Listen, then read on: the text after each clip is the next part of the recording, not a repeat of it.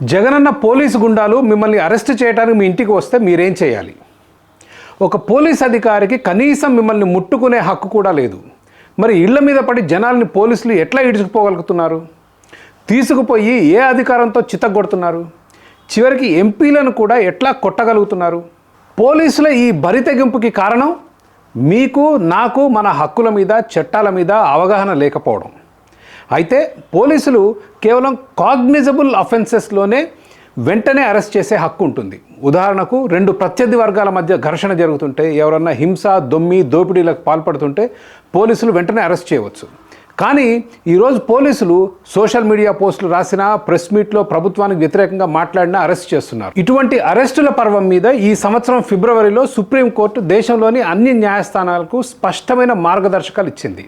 ఇవే మార్గదర్శకాలని జూన్ నెలలో Andhra Pradesh high court circular number 10/2023 ద్వారా విడుదల చేసింది. పోలీస్ అధికారి మీ మీద మోపిన నేరాల్లో 7 సంవత్సరాల కన్నా తక్కువ శిక్ష పడే సెక్షన్లు కనుక మీ మీద మోపితే accused cannot be arrested during investigation.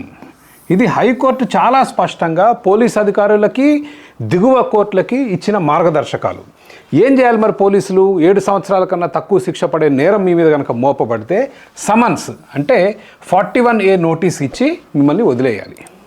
41 notice మీకు మర్యాదపూర్వకంగా ఇచ్చి మీ సంతకం తీసుకొని పలానా తారీఖున మీరు పోలీస్ స్టేషన్కి వస్తే మిమ్మల్ని విచారిస్తామని చెప్పి వెళ్ళిపోవాలి. అయితే 7 సంవత్సరాల కన్నా ఎక్కువ పడే శిక్షకు సంబంధించిన సెక్షన్లు మీరు పెద్ద నేరాలు చేసిన వాళ్ళకి వర్తిస్తాయి. ఉదాహరణకు హత్య, దొంగతనం, హింసాత్మక దాడులు వంటి నేరాలు. ఒక పోలీస్ అధికారి మీ ఇంటికి వచ్చి మిమ్మల్ని అరెస్ట్ చేస్తామన్నప్పుడు మొట్టమొదట మీరు అడగాల్సింది FIR copy.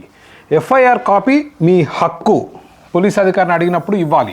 First information report. అయితే పోలీస్ అధికారి మీకు ఎఫ్ఐఆర్ రిపోర్ట్ ఇవ్వడానికి నిరాకరిస్తే మీరు అరెస్టుని ప్రతిఘటించవచ్చు, పోలీస్ అధికారితో వెళ్ళటానికి నిరాకరించవచ్చు. కానీ ఈ సంఘటనని మీ ఫోన్లో రికార్డ్ చేసుకోవటం మర్చిపోకండి, ఎందుకంటే దాని తర్వాత కేసు ఫైల్ చేయడానికి ఇది ఆధారంగా పనికొస్తుంది. ఇక పోలీస్ అధికారి మీకు ఎఫ్ఐఆర్ కాపీ కనుక ఇస్తే మొట్టమొదట మీరు గమనించాల్సింది ఏ సెక్షన్ల నేరం మీ మీద మోపబడింది. ఈ మధ్య యష్ బొద్దులూరి అనే ఎన్ఆర్ఐని అరెస్ట్ చేయడానికి వచ్చినప్పుడు పోలీసులు ఇచ్చిన ఎఫ్ఐఆర్ కాపీ ఉదాహరణకు మాత్రమే వాడుతున్నాను. అతని మీద సెక్షన్ 153A, 505, 120B అనే 3 సెక్షన్లు మోపబడ్డాయి. మీరు చేయాల్సిందల్లా ఎమ్మటే మీ ఫోన్ తీసుకొని గూగుల్ సెర్చ్ తెలిసి ఈ సెక్షన్లకు ఎన్ని సంవత్సరాల శిక్ష పడుతుంది అని చేస్తే మీకు ఎమ్మటే సరైన రిజల్ట్స్ వస్తాయి. ఆ రిజల్ట్స్ కూడా మీకు ఒకసారి చూపిస్తాను. ఇక ఇందాక చూపించిన ఎఫ్ఐఆర్లో సెక్షన్లు మనం గూగుల్ చేస్తే మొదట 153A ఈ సెక్షన్ కనుక చూసుకుంటే దీనికి 3 సంవత్సరాల శిక్ష, 3 years, May extend to 3 years, అంటే 7 సంవత్సరాల కన్నా తక్కువ శిక్ష. నెక్స్ట్ సెక్షన్ కనుక మనం చూసుకుంటే section 120B punishment for criminal conspiracy. ఎంత అంటే దీనికి శిక్ష టర్మ్ నాట్ ఎక్సీడింగ్ 6 months.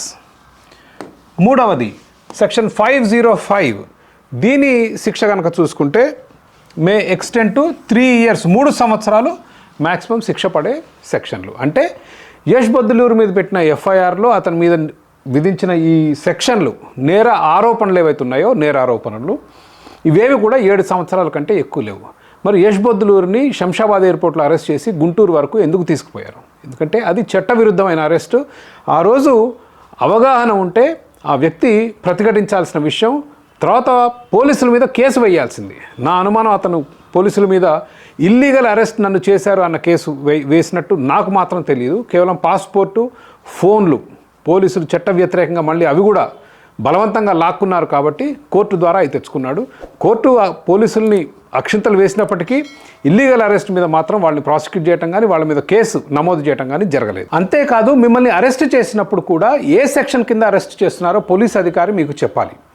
7 సంవత్సరాల కన్నా తక్కువ శిక్ష పడే సెక్షన్లు ఉంటే పోలీస్ అధికారి మీకు గౌరవప్రదంగా 41A నోటీస్ ఇచ్చి వెళ్ళాలి, కానీ అరెస్ట్ చేయకూడదు. కానీ నిజ జీవితంలో ఇది జరుగుతుందా? లేదు.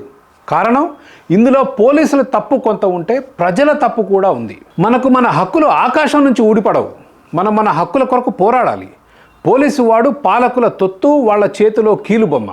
అతని జీతం, అతని ఉద్యోగం, అతని జుట్టు పాలకుని చేతిలో ఉంటే మన శ్రేయస్సు కొరకు పోలీసు పనిచేస్తాడనుకోవటం మన మూర్ఖత్వం. ఒక్కసారి మనకు స్వాతంత్రం ఎట్లా వచ్చిందో గుర్తు చేసుకోండి. ఇళ్లలో కూర్చొని టీవీలు చూస్తే రాలేదు. పోరాటం చేస్తే వచ్చింది. గాంధీ గారు, నెహ్రూ గారు లాంటి నాయకులు జైలుకు పోతే వచ్చింది. ఎందరో స్వాతంత్ర సమరయోధులు ఉరికంబం ఎక్కితే వచ్చింది. వాళ్ళ పోరాటాల మూలంగా మనం ఈరోజు పరాయి పాలనలో కాకుండా స్వాతంత్రం సాధించి స్వేచ్ఛగా జీవించగలుగుతున్నాం. మరి మన పిల్లలు, మన పిల్లల పిల్లలు సంతోషంగా, సుఖంగా, స్వేచ్ఛగా బ్రతకాలంటే మన వంతుగా కూడా అన్యాయానికి, వ్యతిరేకానికి మనం కూడా కొంచెమన్నా పోరాడాలి కదా. పెట్రోల్ మీద మనం కట్టే పన్ను 100%, సబ్బు షాంపూ మీద పన్ను 18%, కోక్ థమ్సప్ మీద 40%, మద్యం మీద పన్ను 500%. అవును, మీరు సరిగ్గానే విన్నారు, 500% పన్ను. మనం కట్టే ఇటువంటి దోపిడీ పన్నుల మీద బతికే పోలీసులు, మనల్ని ఆపదలో రక్షించాల్సిన పోలీసు, చట్ట రక్షకుడైన పోలీసు చట్ట భక్షకుడైతే మనం కొంచెమన్నా అన్యాయపు అరెస్టుని ప్రతిఘటించలేమా? నన్ను మీరు అరెస్ట్ చేయడం చట్టరీత్యా నేరం, నేను రాను, కావాలంటే ఈడ్చుకుపోండి అని అనండి చాలు.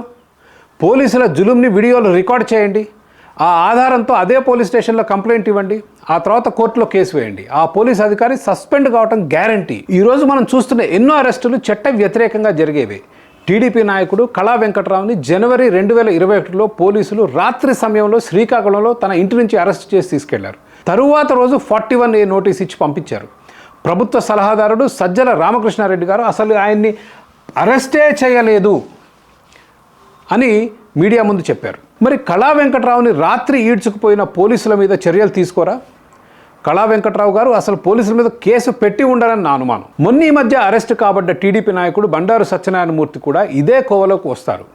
అయితే సీనియర్ జర్నలిస్ట్ అంకబాబుని పోలీసులు సెప్టెంబర్ 2022లో అరెస్ట్ చేశారు. అతనికి వాస్తవానికి 41A నోటీస్ ఇచ్చి వెళ్ళాలి. పోలీసులు అంకబాబుకు నోటీస్ ఇస్తే తీసుకోవడానికి నిరాకరించాడు. ఫోన్లో మెసేజీలు డిలీట్ చేసే ప్రయత్నం చేశాడు. కాబట్టి అరెస్ట్ చేశాం అని పచ్చి అబద్ధం చెప్పి పోలీసులు ఆయన్ని అరెస్ట్ చేశారు. నోటీసు కాగితం ఇచ్చిపోయే పోలీసు వాడితో ఎవరన్నా అరెస్ట్ చేయించుకోవాలని సరదా పడతారా? పోలీసులే దొంగ ఆధారాలు సృష్టించి అంకబాబుని అరెస్ట్ చేశారు అనేది పసిపిల్లోడికి కూడా అర్థమవుతుంది. అంటే పోలీసులే క్రిమినల్స్ అయ్యారు. ఇది మన పోలీస్ వ్యవస్థ పరిస్థితి. మనమందరం పోలీస్ వ్యవస్థ బాగుపడటానికి పోరాడితేనే మార్పు వస్తుంది. మనకెందుకులే అని వదిలేస్తే అంకబాబు గారిని అరెస్ట్ చేసినట్లు మనల్ని ఏదో ఒకరోజు అరెస్ట్ చేస్తారు. రఘురామ కృష్ణరాజు గారిని కొట్టినట్లు మనల్ని చితగొడతారు.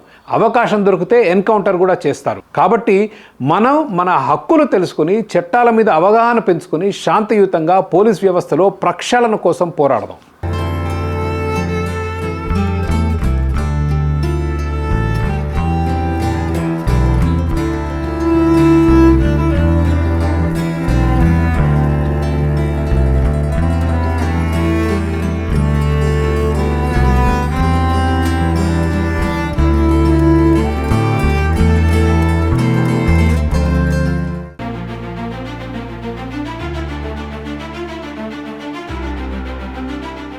Like, share and subscribe to Rajaniti channel.